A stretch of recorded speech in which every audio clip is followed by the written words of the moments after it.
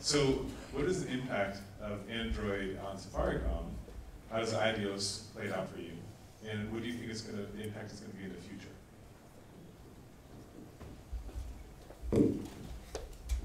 Okay, Android phones, I think, let me start with the iDeals, because I think iDeals was the first phone that we sold into the market. Yes, we do have, I think, slightly over 100,000 iDeals out there in the market. And yes, they are being used. I want to comment on how many applications have been downloaded from the App Store, because I'm not aware of that. But we do see it in other areas in the network. For example, we've seen increase in our data traffic. We've seen other areas that we need to address, like the signaling, right? The fact that the phone is always on also gives us issues in capacities in certain areas in the network. So going forward, right, and Tibo is here, going forward, I think we will be much more careful how we plan the network, because we know that we are not going to turn around Android being there. Android phones will be there, phones that are always on, and these phones will obviously demand services that are real time all the time. So that's how we see it happening in the network. We really love Android. I mean, you know, in fact, I use an Android and given up my iPhone. Why? Because it's local. And you know, the applications on iPhone are largely irrelevant to us as a market here. And the reason why I'm excited about being here and about finding solutions for working with you guys is because I think that the market, you know, the Kenyan market, the Kenyans love Kenyan stuff. You know, whether it's Kenyan music, you know, I went to one of our staff parties where there wasn't a single non-Kenyan song played. Including the 40/40 dance.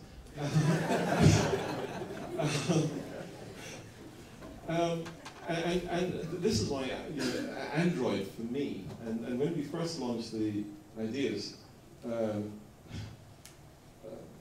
just about a year ago, just under a year ago, we took a bit of a shot at it, and it's about 170,000, I think. I checked the numbers before I came tonight. About 170,000 has been put out to the market. And when we look at the average revenue per user on an Android phone compared to everything else, and we don't compare it to the iPhone because the ones which are connected, you know, we didn't sell.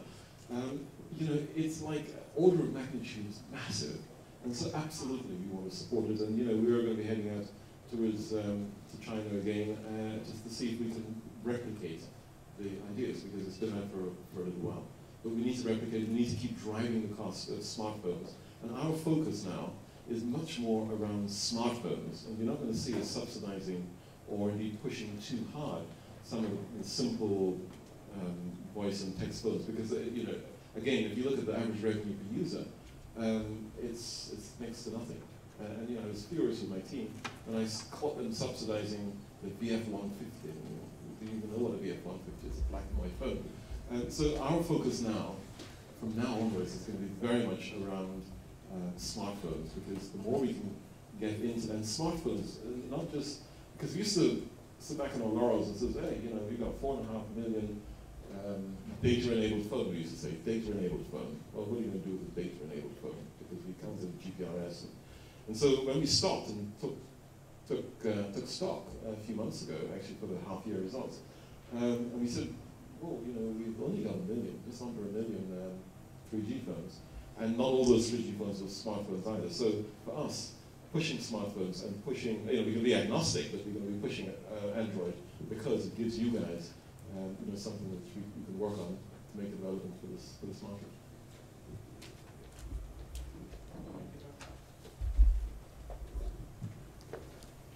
It's finicky at best, I'm not sure why. Just speak loudly. Speak loudly. Thank you very much.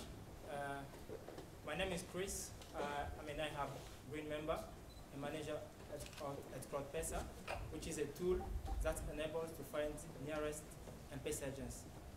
And my question is, Safaricom today is leveraging on data to increase the revenue and to enhance your position at the worldwide market. But what are you doing to improve the internet experience to the average 1IG? Okay. That's kind of tough. What are we doing? It's a broad question. I'm giving you a little bit of time to think of the smart answer whilst I'm walking. It's a very broad question. What are we doing to improve the internet experience?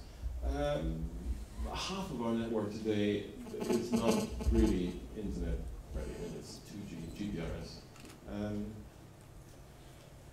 It's not internet ready. You know, we launched this thing called the web box. I don't know if you saw the web box, which is just a keyboard that you plug into a TV. And sold out in a couple of weeks. And then the team, who really don't believe in this web box, I said, you need to go order some more. So they ordered some more, and it sold out in another 2 weeks. So these are the kind of things where we're not improving the internet experience, but we're bringing the internet into people's hands for the first time. Because there's large swathes of the community that don't really need 3G just yet. Where I was yesterday, it was slightly embarrassing. Because the Vice President took me up there to show us that there was no coverage. And we got to a point in the road and he says, right, your coverage is going to go now, and it's gone. And then when we sat in front of all these people, he said, how many people have got a mobile phone? And I think about 50% of the adult population put their hands up. And he says, look, these people, they have a phone and they don't have any coverage. And then he shouted at some guys who were climbing up, who were up the tree.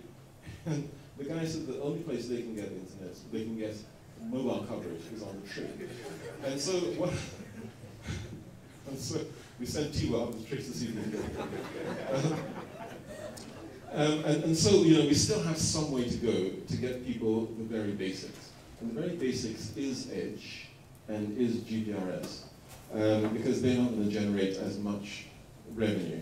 But we're doing some other stuff with the internet. So we're going to do some stuff around mHealth, m-agriculture. mHealth is something which I'm particularly keen on, because I think it can make such a big difference. And the way we're going to do this is we're going to start to work with digital villages. And at the moment, digital villages, there's not that many around, and they're not really that well